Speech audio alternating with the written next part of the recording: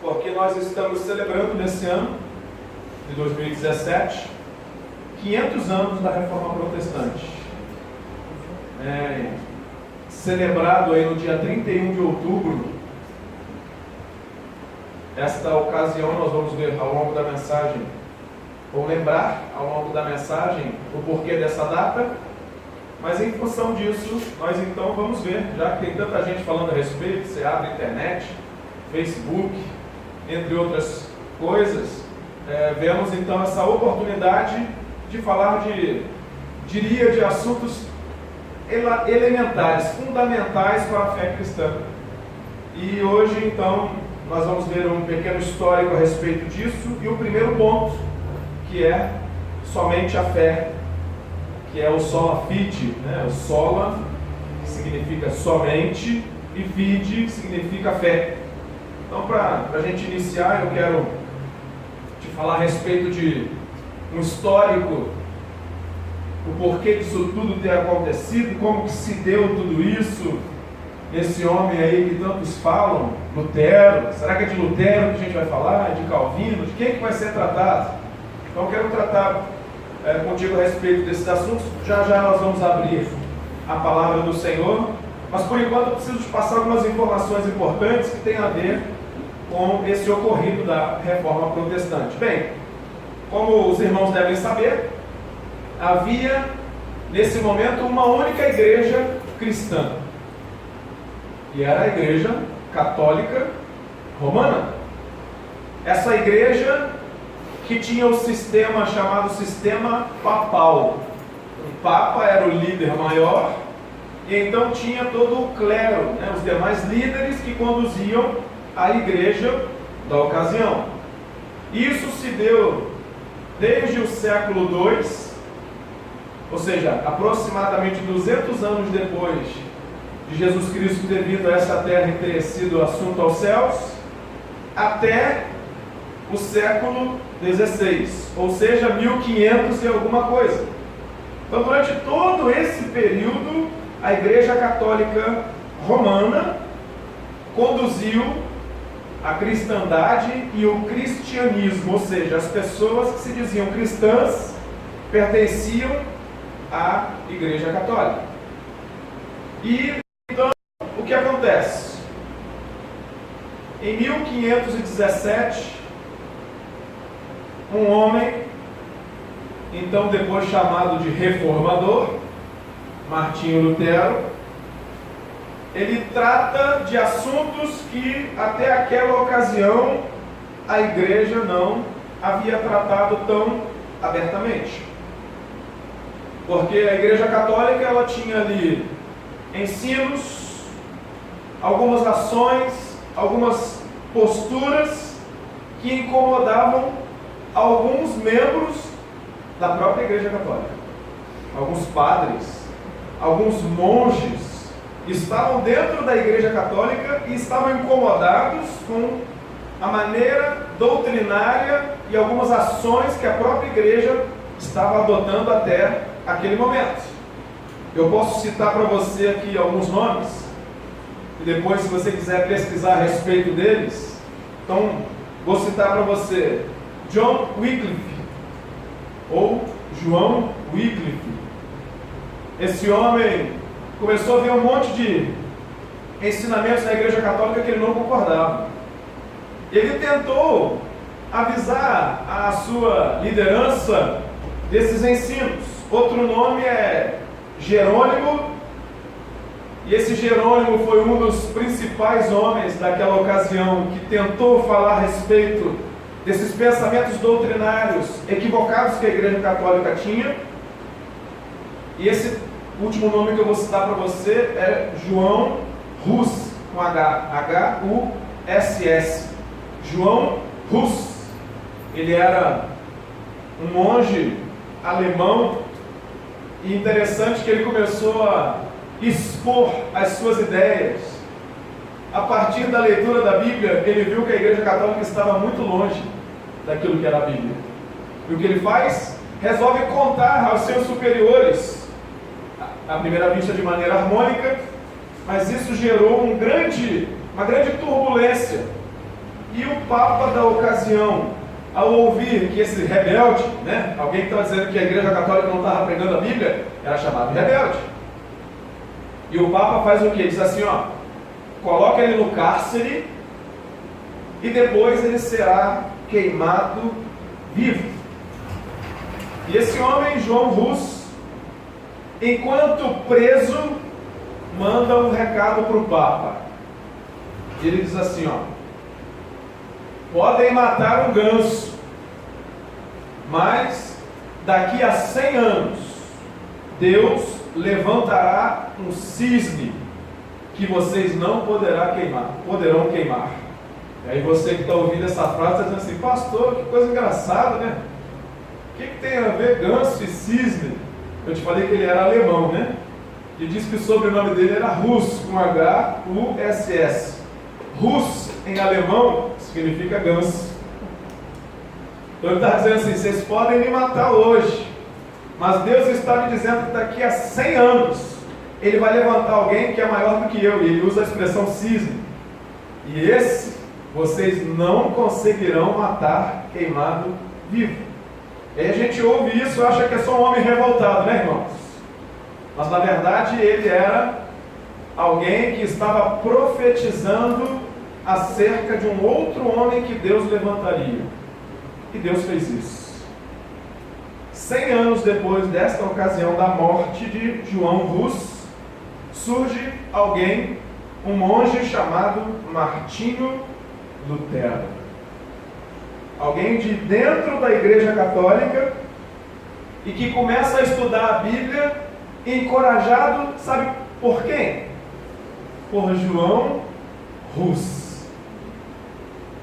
A morte de João Hus, 100 anos depois, ecoava no coração de Martinho Lutero, e ele pensava a respeito do porquê ele havia sido morto. E então ele é encorajado a ler mais profundamente, Martinho Lutero, a palavra de Deus. E então, seguindo exatamente os mesmos ideais de João Hus, Martinho Lutero começa a estudar a palavra de Deus e entende que ele precisava ser mais leal à Bíblia do que à igreja de sua época. E esse entendimento foi essencial, um dos pontos principais que, na tomada de decisão de Martinho Lutero, em escrever as 95 teses e pregar na porta da igreja do castelo de Wittenberg, exatamente no dia 31 de outubro de 1517, ou seja, há quase 500 anos atrás. Aquele reformador se encoraja e prega ali na porta do castelo de Wittenberg, na Alemanha, 95 teses, 95 frases, 95 expressões em que ele defendia princípios bíblicos que estavam sendo contrariados pela Igreja Católica naquela ocasião. E qual era o teor principal dessas 95 teses? Uma palavra: arrependimento. Martinho Lutero estava dizendo a todos assim: arrependermos e ter tristeza pelo pecado é uma necessidade da igreja. Isso soou muito mal a todos que ali estavam presentes. Por quê? Porque naquela ocasião, o que mais a Igreja Católica ensinava era a penitência.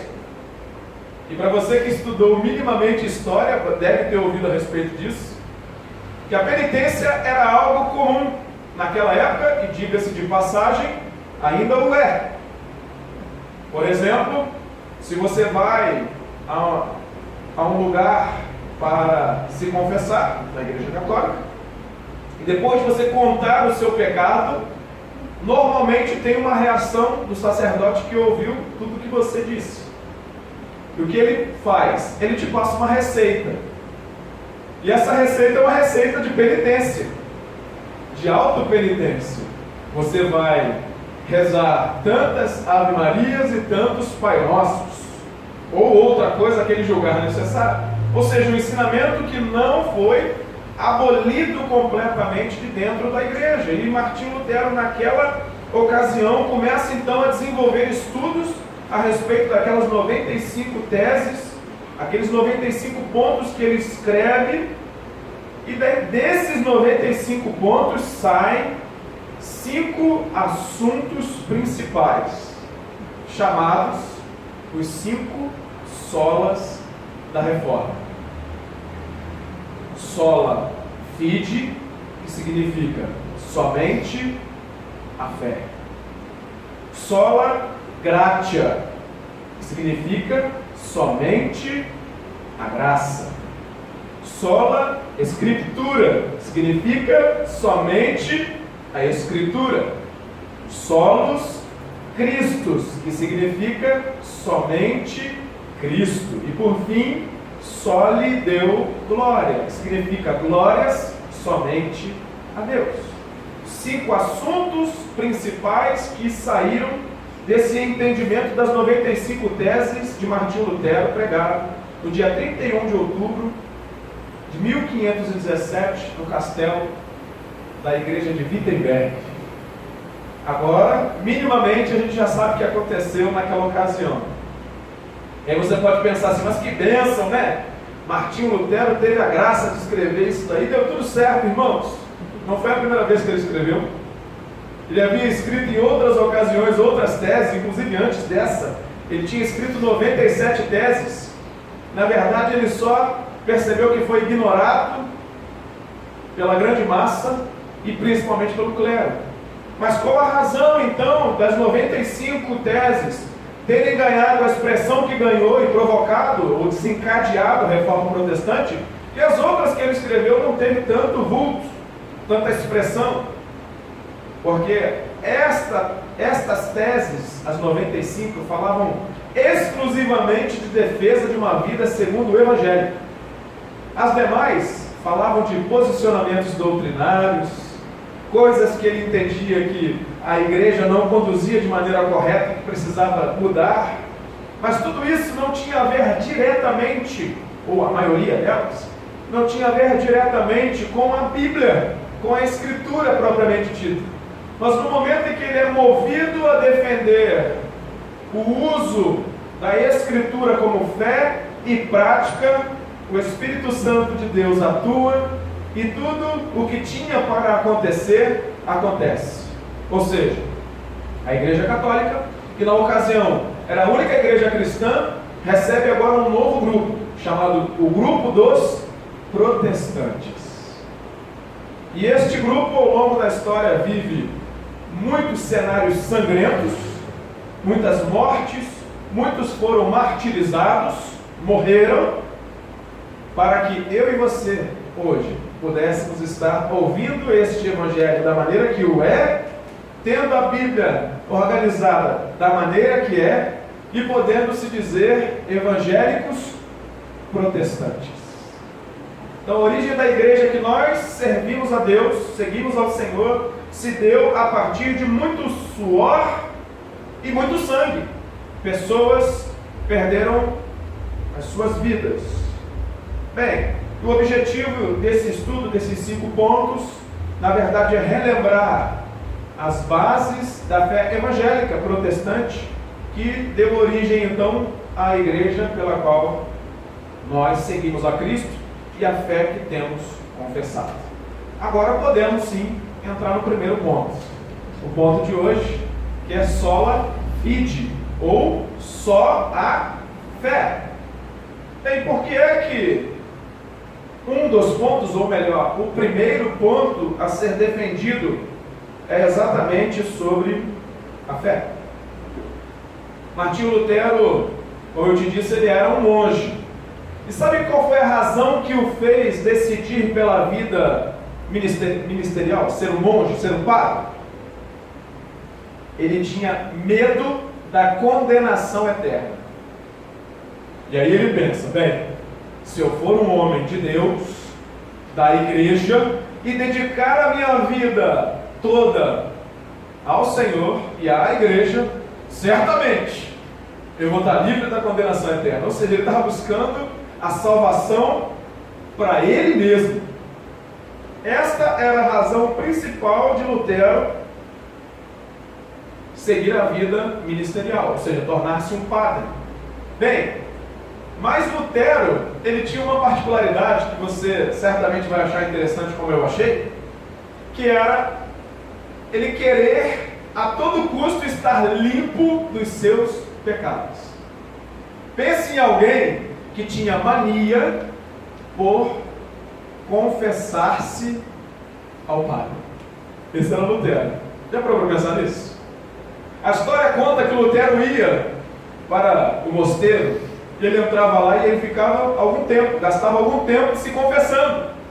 Quando ele achava que já tinha confessado tudo, ele levantava, após ouvir a sua penitência, se fosse o caso, e ele ia saindo, igreja fora, e ele chegava no meio da igreja e parava e falava: esqueci de um, e ele voltava correndo, e chegava lá diante do sacerdote e falava assim: por favor, tem como você me atender só mais um instantinho? Oh, pois não, mas o que foi, Lutero? É que eu me esqueci de te falar de um, que eu lembrei agora no meio do caminho. Ele então confessava a cada um deles, que ele se lembrasse. E por que é que Lutero agia assim? Ele acreditava que se ele se esquecesse de um só pecado, ou seja, se ele fosse para o seu lar e ficasse um pecado não confessado, ainda que por esquecimento, e se por acaso ele viesse a morrer, ou se Cristo o chamasse para a glória eterna de outra maneira, sendo arrebatado, ele acreditava que na verdade ele iria para o juízo e para o fogo eterno, por causa desse pecado não confessado. Por que isso, irmãos? Ele tinha uma sensação o tempo todo de estar em dívida contra Deus. Um homem piedoso, irmãos. Um homem que tinha uma vida devotada ao Senhor e que tinha um alvo de perfeição. Alguém que buscava fazer a vontade de Deus a cada minuto da sua vida. E ele tentou outras coisas, porque ele confessava os pecados e ia para casa com a sensação de que ele continuava sendo pecador. E o que ele tenta? Ele se envolve com um grupo de místicos da época, olha só, achando que de repente ele tratando a alma dele com aqueles envolvimentos daquela época, eu não sei exatamente como é que era, né, irmãos? Mas eu vou imaginar como é hoje um místico. Imagina ele fazendo aquelas meditações, né, ele se sentando, todo mundo assim num gramadão. Não estou dizendo que foi isso na Idade Média, né, irmãos? Mas ele se envolveu com esses homens pensando que isso poderia de fato preencher o seu coração, mas isso não lhe trouxe sucesso. E aí agora ele vai para o outro extremo. Qual é o outro extremo? Ele sai da penitência mental que ele fazia contra ele mesmo para a penitência corporal. Sabe o que ele começa a fazer? Ele começa a flagelar o seu corpo. Já viu gente fazendo isso aí? Que bate com aqueles negócios assim nas costas e vai até sangrar mesmo, muitos, faz cortes pelo corpo inteiro, se autoflagelando. Gente que sobe escadarias. Bem, nós estamos numa data muito pertinente, hoje é dia 11 de outubro, e certamente já tem gente fazendo as verdadeiras romarias, e amanhã nós teremos notícias de pessoas que certamente pagarão promessas, ou seja, cumprirão penitências autoflagelando-se, deixando seus joelhos em carne viva, subindo escadas, descendo escadas. Tudo isso entendendo que é um meio de graça diante de Deus. E Martinho Lutero fez a mesma coisa, irmãos. Mas ao fim dessa incursão, ele chega à conclusão de que tudo isso não havia tirado o peso que ele tinha sobre os ombros do pecado. Ele continuava se sentindo tão pecador e tão mal quanto antes, seja confessando pecados, seja tendo envolvimento místico, seja autoflagelando o seu corpo, ele continuava sentindo a sua alma pesada. E então ele fica com aquele senso de que a justiça de Deus nunca seria satisfeita plenamente na vida dele. O que ele pensava? Eu sou um pecador, eu tenho mesmo que ir para o inferno, porque não tem solução para a minha vida. Gente, ele era um padre, ele era um monge, ele devotava a vida dele 24 horas para Deus. E ele tinha este sentimento alto, de autopreservação, mas também de autocomiseração. Ele se sentia alguém incapaz de alcançar a graça de Deus. E por que eu estou te contando isso tudo? Que foi depois de todo este processo que Martinho Lutero então decide ler a Bíblia mais profundamente. Irmãos, ele lecionava a palavra de Deus. Sabe o que significa isso? Lá nos mosteiros, ele já era um monge. Então aqueles noviços que entravam recebiam aulas dele. Ou seja, ele já tinha ali um preparo da palavra de Deus. E ele estava sofrendo por não conhecer a palavra de Deus. E o que acontece então com ele? Ele chega para lecionar e ele vai ler lá o plano de aula. E o primeiro texto, melhor, o primeiro livro, que é o que nós vamos ler também agora, que ele pega para dar aula, é o livro, melhor, a carta de Paulo aos Romanos. Abre aí, Romanos capítulo 1. Nós vamos ler apenas um versículo.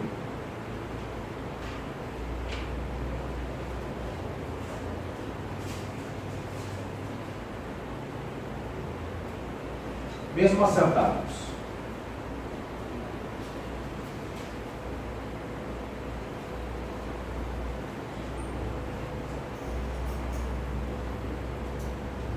Se você achou, diga amém. Amém. Romanos 1, o versículo é o 17. Diz assim, faço a leitura na Nova Versão Internacional. Porque no Evangelho é revelada o quê? A justiça de Deus. Uma justiça que do princípio ao fim é pela fé.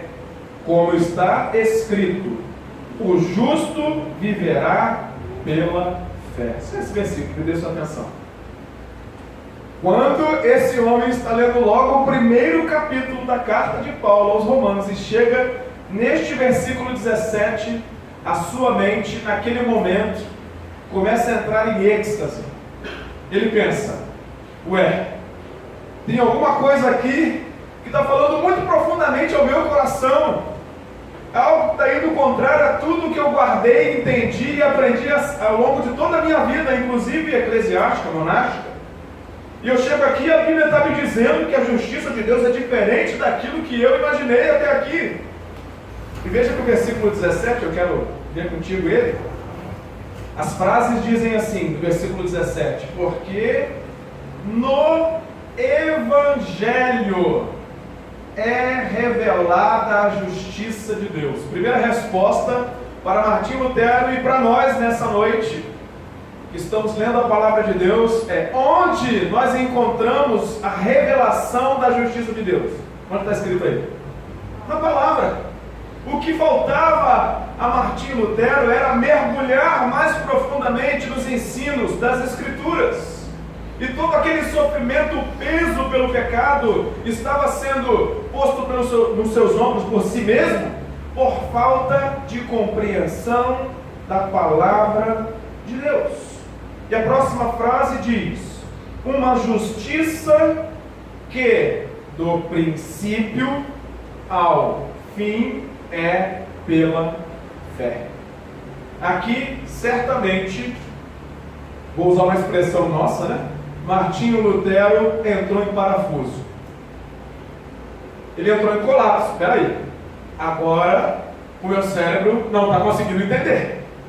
A justiça de Deus opera do início ao fim, ou seja, o início ao fim de todas as coisas, o início ao fim da minha vida, o início ao fim da minha caminhada, o início ao fim até da minha vida como padre, como monge. Ou seja, a justiça de Deus já estava atuando desde a época de Paulo e antes dele, e eu nunca percebi isso. E o pior, a justiça de Deus age do princípio ao fim pela fé. Agora, Martinho Lutero tem aquela sensação de que a sua vida diante de Deus é completamente transformada. E por que, irmãos? Porque todos os ensinamentos, tudo que ele tinha guardado no coração acerca de uma vida com Deus, estava em ruínas agora. Porque ele achou que ele precisava fazer coisas. Porque ele achou que tinha que fazer a autopenitência. Porque ele achou que ele tinha que ter uma aura apurada, ou seja, tinha que ter o misticismo dentro do coração, e agora ele entende que nada disso era necessário. Mas uma única coisa era necessária, e era o quê? Fé em Cristo Jesus. Fé em Deus. E então, ele percebe que a finalização do versículo 17 diz assim: o homem que quer ser justo diante de Deus, ele precisa viver mediante a fé. Ele estava o tempo todo tentando justificar-se diante de Deus, né? Tentando limpar-se dos pecados. E ele percebe numa frase: o justo viverá pela fé. Aqui ele percebe que tudo aquilo que ele tinha feito era bom, era importante, mas muito daquilo que ele fez era insignificante e não necessário. Ele percebe que a justiça de Deus sobre o homem piedoso que ele era, vinha como um presente, mediante a fé. Isso se chama justiça imputada. Se você estiver anotando, o que significa isso? É o contrário de justiça conquistada. Ele aprendeu pela palavra que não se conquistava a justiça de Deus mediante obras, mas Deus resolveu justificar o homem, salvar o homem dos seus pecados, dando a ele um presente chamado salvação. E ele não tinha entendido isso até este momento. E aqui está dizendo que a justiça de Deus já estava revelada no Evangelho, ou seja, a boa notícia, Jesus Cristo, a palavra, o Verbo de Deus, já havia morrido, entregado-se pelos nossos pecados. Ele já havia pagado toda a dívida, não tinha mais justiça a ser cumprida. A justiça de Deus já havia sido cumprida plenamente na pessoa de Jesus Cristo, quando este foi crucificado. E Martinho Lutero até aquela ocasião não havia entendido isso. A minha pergunta para você é: será que você entende? Será que você já entendeu que não é o que eu faço que me traz, ou que atrai a salvação de Deus para a minha vida, irmãos? Não são as nossas obras penitentes que trazem a salvação de Deus para nós. A salvação é um presente. Você pode repetir isso? A salvação é um presente. Nós precisamos ter essa verdade dentro do nosso coração, queridos. Quando nós entendemos isso, todo aquele peso de querer auto-justificar-se diante de Deus sai. Aquele senso de penitência que a gente tem, de se cobrar em demasia por algo que a gente não consegue fazer sozinho, que é limpar-se dos nossos pecados. A gente não consegue. Deus é que realiza isso em nós. Vai lá em Efésios agora, capítulo 2. Esse segundo texto, ele embasa o entendimento seguinte. Efésios capítulo 2.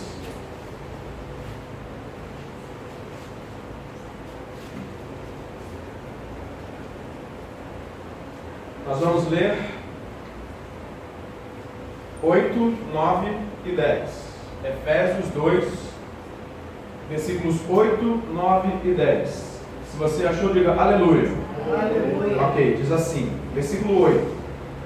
Pois vocês são salvos pela graça, por meio da fé. E isto não vem de vocês. O que está escrito na sequência aí? É dom de Deus. Olha o 9. Não por obras, para que ninguém se glorie. Olha o 10. Porque somos criação de Deus, realizada em Cristo Jesus, para fazermos boas obras, as quais Deus preparou antes para nós as praticarmos. Até aqui me dê sua atenção. Esse texto agora complementa a visão inicial que Lutero tinha, que é um texto que também rasga o coração dele de alto a baixo. Quando ele vê assim, peraí, então a salvação é pela graça? Significa, ninguém tem mérito nisso? Martinho Lutero percebe naquela hora que tudo que ele tinha feito até aquele momento não era necessário. Das penitências, falando daquela autocomiseração, ele com o coração, assim, rasgado diante de Deus, achando que precisava fazer alguma coisa para alcançar a salvação, ele lê e diz, peraí, mas a salvação é pela graça, não é por méritos. E o versículo está dizendo que a salvação é mediante a fé. E por isso, quando ele vai defender o primeiro pilar que a igreja naquela ocasião precisava ter, ele usa sola fide. Ele diz assim: a fé em Cristo Jesus é suficiente. É disso que nós precisamos. Sabe o que falta na igreja? Martinho Lutero estava dizendo, e eu posso afirmar para os irmãos: crer no Senhor Jesus Cristo. Crer como o único e suficiente Salvador. Crer na suficiência da obra da cruz. Algumas vezes nós não cremos assim. Nós achamos que nós precisamos fazer ainda alguma coisinha para dar um crédito para Jesus, para ajudar a Ele na nossa salvação. Mas o texto de Efésios é muito claro quando diz que nada disso é nosso, mas é dom de Deus. Pela graça, vocês são salvos mediante a fé.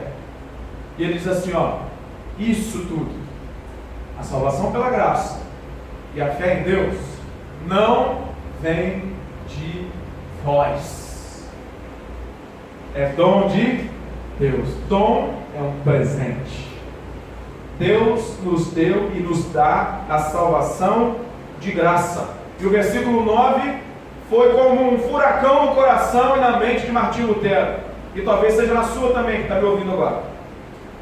Versículo 9 diz assim, nada disso é conquistado mediante obras, para que ninguém roube a glória de Deus.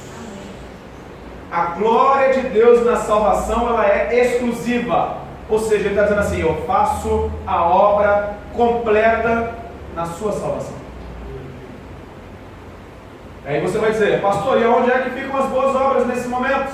Versículo 10. Porque somos criação de Deus realizada em Cristo Jesus para fazermos boas obras. Sabe o que Paulo está escrevendo aos irmãos em Éfeso? E eu quero dizer para você nessa noite: as boas obras na vida do salvo. É porque eu fui salvo é que eu faço boas obras. Eu não faço boas obras para ser salvo. Isso é inútil. E era o que Martinho Lutero estava fazendo. Ele entendeu o preceito bíblico todo distorcido e ele viveu de maneira miserável na presença de Deus. E quantos homens e mulheres de Deus vivem de maneira miserável? Porque não entendem as verdades bíblicas. E a verdade é, porque eu fui salvo, eu então realizo boas obras, e não o inverso. Porque há quem queira fazer coisas para alcançar o favor de Deus. E isso é um equívoco, um erro. Inútil. O favor de Deus é pela graça, é de graça, é um presente. Martinho Lutero entende isso. Até aquele momento ele achava que confissão e penitência justificava ele. A partir daquele momento ele vê que Jesus Cristo tinha feito a obra toda, completa, e que nem precisou dele. Imagina como ele se sentiu. Ele se sentiu certamente um inútil. Mas irmãos, se você ler em casa os primeiros versículos de Efésios 2, você vai ver que nós éramos de fato assim. Sem Deus, mergulhados no lamaçal do pecado, de fato, nós não tínhamos condições de alcançar a salvação, porque a Bíblia diz para nós que nós estávamos mortos em nossos delitos e pecados. A minha pergunta para você que me ouve é: o que é que um morto pode fazer por si mesmo? Me responda. Nada. E esta condição é a descrição bíblica a nosso respeito quando vivíamos sem a graça do Senhor. Tem uma expressão de crente que diz assim: se me perturbar, eu saio da graça. Deixa eu te dizer uma coisa. Não saia não. Não saia não, porque sair da graça significa voltar ao convívio da perdição eterna. Nós não podemos nos permitir sair um segundo sequer debaixo da graça de Deus. Porque a graça de Deus é a razão pela qual nós não somos consumidos diante da nossa multidão de pecados. Mas o que Lutero pensava? Ele pensava que ele tinha uma maneira de compensar os pecados, sabe? Não sei se você conhece alguém assim. Certamente aqui isso não acontece, nenhum de nós pensa dessa forma. Mas Martinho Lutero, rapaz, aquele homem bom, pensava assim: bem, eu dei uma pecada aqui, mas eu vou compensar esse negócio. Sabe o que eu vou fazer? Eu vou fazer uma boa obra, vou dar uma cesta básica, vou dar uma oferta grande na igreja, vou ver o que eu posso fazer para alguém, vou atravessar um velhinho na rua, vou ajudar um deficiente visual, vou fazer alguma coisa, vou no asilo, vou visitar um asilo, aqueles velhinhos que estão lá. Mas isso tudo não era porque queria realizar as boas obras. Qual era a intenção do coração? Compensar o pecado. E aí está o grande equívoco. E quantos homens e mulheres de Deus ainda hoje fazem a mesma coisa? Que ao invés de fazer as boas obras, porque é de fato um desejo do coração do crente, salvo, faz achando que vai ganhar uma pedrinha na coroa. Se você não já usou, de repente já ouviu essa expressão: eu vou lá porque eu quero ganhar mais uma pedrinha na minha coroa. Você sabia que você está pensando igualzinho Martinho Lutero? Você estava rindo dele agora há pouco, né? Então, esse pensamento era o que tomava o coração de Martinho Lutero. Ele achava que as boas obras dele iam compensar o tesouro no céu. Mas, incrivelmente, depois que ele pensa isso tudo e a graça de Deus lhe é revelada, a Bíblia chega para ele de forma tão clara, ele pensa assim: a igreja precisa saber essas verdades. Você já teve essa sensação? Quando a isso? Você já teve essa sensação? Eu já tive. E tenho várias vezes. Inclusive estou tendo agora.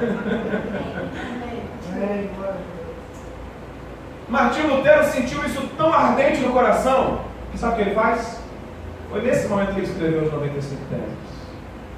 Aquele papel que ele colocou lá na porta da igreja, ele só escreveu encorajado pela palavra de Deus.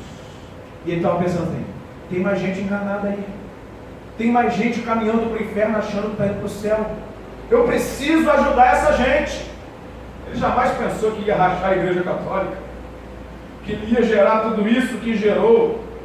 E no momento em que ele decide escrever, Marcão, tudo isso, tem um padrezinho, Texel, o nome desse padre. Aí o padre chega lá para o Papa Leão, fala assim: rapaz, falando para o Papa, né? Imagina ele chamando de rapaz, né? Chega para o Papa e fala assim: eu tenho uma sugestão para te dar. Por que nós não usamos de um método para que a igreja consiga, então, atrair os fiéis para a penitência de maneira mais significativa? Os homens e mulheres não vêm mais às igrejas e entregam-se ao confessionário como antes. E o Papa diz assim: qual é a sua sugestão? E então esse padre Texel chega para o Papa Leão e diz assim: que tal se nós começássemos então um movimento de indulgências publicamente? Eu vou te explicar o que é indulgência já já. E o Papa fala para ele assim: mas e se a gente cobrasse?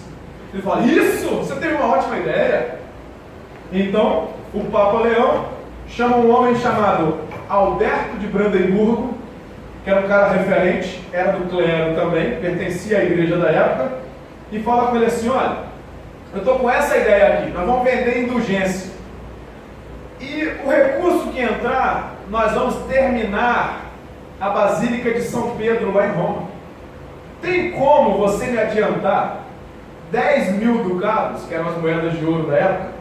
Me adianta, e a gente faz o seguinte: a gente vende junto as indulgências, 50% a 50%. Eu te pago o teu investimento de 10.000, e o que vier, 50% vai para o erário papal, ou seja, para o meu cofre, né, o Papa dizendo, e os outros 50% é teu, Albertinho. E aí o Alberto ouve aquilo ali, e ele deve ter chorado, né, Marcos? Meu Deus, Eu não posso fazer um negócio desse. Cara, não. Ele aceita de bate-pronto isso e diz, ótimo, vamos vender indulgência. E aí esse padre Texel, a mando do Papa Leão, junto com esse Alberto, eles vão para 2 pontos centrais, um na Alemanha, um fora, e começam a anunciar a venda de indulgências. O que é indulgência? Indulgência é o perdão dos pecados. Ou seja, aqueles fiéis começaram a comprar o perdão dos seus pecados. E olha que interessante, eles botavam ali sacerdotes ou alguém do clero, e aí eles faziam, ou estavam com pequenos crucifixos, ou com miniatura da cruz de Cristo. E as pessoas nas praças, perto dos mosteiros, chegavam, se dirigiam para ali, e então alguns confessavam num primeiro momento, mas conforme as multidões foram afluindo, ninguém confessava mais. Só entregavam as moedas de ouro e eles tocavam com aqueles pequenos crucifixos nas pessoas e diziam: seus pecados estão perdoados. E o que é interessante, se é que eu posso chamar de interessante nessa história, é que tinham regras para a venda de indulgência. Ouve isso, são 5 regras. Primeira regra: limpo do que saiu do batismo. Regra de venda. Vendedores, ouçam. Você já é batizado? Opa! Então se você comprar uma indulgência, você vai ficar mais limpo do que no dia do teu batismo. Parece polishop, né? Essa era a primeira regra. A segunda regra era, dependendo do tamanho da oferta, ou seja, da quantidade de ouro ou de moedas de prata, o que fosse entregue, aquela pessoa poderia sair mais purificada do que Adão antes da queda. Escutou essa, Marcão? Bem, se você der 10 moedas, Carlinhos, de repente você vai ficar mais limpo do que no batismo. Mas 1000 moedas de ouro, você vai ficar mais limpo do que Adão. Então... E muitos, ouvindo isso, de fato, o fizeram. E interessante, terceira regra: a cruz que estava na mão daquele sacerdote ou de alguém autorizado pelo sacerdote, eles diziam que ela tinha o poder igual ao da cruz de Cristo. Ou seja, o próprio Cristo ungiu aquelas cruzes para que ao ser tocado no corpo da pessoa, só tocar a cruz já purificava. Para isso, para poupar tempo, né, irmãos? Poupava-se tempo. Não precisa confessar, não, irmão. Não conta para mim, não. Toca aqui na cruz e está tudo certo. Moedinha no cofre, mão na cruz, está perdoado, vai embora. Quarto: se alguém perdesse um parente e aquele morresse pagão, ou seja, não seguia a igreja e os seus ensinos, o parente vivo poderia comprar indulgência no nome do parente morto, que estava no purgatório, né? Tem esse parêntese, né? Se o seu parente morto está no purgatório, você pode comprar uma indulgência para ele. E aí, olha o slogan, escuta o slogan: tão logo quanto a moeda cair no fundo do cofre, ele sairá do purgatório para o céu. Irmão, ninguém resiste. Esse slogan é imperdível. Nem parece que tem 500 anos, né? Parece que eu ouvi outro dia algo do tipo. Meu Deus! Inclusive, irmãos, nós temos as neo-indulgências, né? A igreja cristã dos dias de hoje também está vendendo as suas indulgências, mas esse é assunto para outro dia. E o quinto e último, e esse era a máxima da venda de indulgência: se você acha que a garantia estendida foi inventada pelas Casas Bahia, engano seu. Vou te mostrar que ela foi inventada há 500 anos atrás pela Igreja Católica Romana. Porque você comprando a indulgência com umas 2 moedas, você leva a garantia estendida. Ou seja, não são só os pecados atuais, mas os pecados futuros também serão perdoados. Ó, maravilha! Garantia estendida na compra da indulgência. Nós estamos rindo, mas isso foi a grande tragédia da igreja. E Martinho Lutero estava dentro desse cenário quando ele pregou lá as 95 teses. Sabe o que ele estava fazendo nesse momento? Renunciando à sua condição de monge, de professor, ou seja, o seu sustento que vinha dali, ele estava naquele momento renunciando. Ele estava colocando a sua cabeça a prêmio, porque ele sabia que aquilo dali ia desencadear na sua morte, como foi. Ele estava naquele momento ali, irmãos, dando. E aqui eu encerro pensando, será que com tudo isso que estava no coração e na mente de Lutero, ele vendo todo o cenário da Idade Média, da igreja local, da igreja no mundo, e tudo que tomava o coração dele acerca da palavra, todo aquele vislumbre de conhecer a graça de Deus, teria como ele ficar calado? Mas a verdade é que não era a voz de Lutero que estava ecoando, mas era a voz do Espírito de Deus, dizendo: aquele que tem ouvidos para ouvir, ouça o que o Espírito diz à igreja. E o que a igreja precisava entender? Que a fé em Cristo é suficiente, que a salvação é um presente, que ninguém consegue justificar a si mesmo, mas Cristo, a todos quantos o confessam e creem em seu nome, são por ele justificados diante de Deus, salvos, e têm a promessa da glória eterna e do partilhar do reino de Deus, uma vez que nós somos enxertados na família do Senhor. E essas verdades não podem sair dos nossos corações. Somente a fé, ter essa base no coração, já é suficiente para que o Senhor opere em nós o maior dos milagres, que é a salvação eterna. Encerramos então nessa noite esse primeiro ponto, esse primeiro princípio adotado pelos protestantes 500 anos atrás. Somente a fé em Cristo basta. Na próxima semana nós veremos então o segundo ponto, sola gratia, somente a graça. Que o Senhor nos abençoe e nos ajude assim para a glória do Senhor.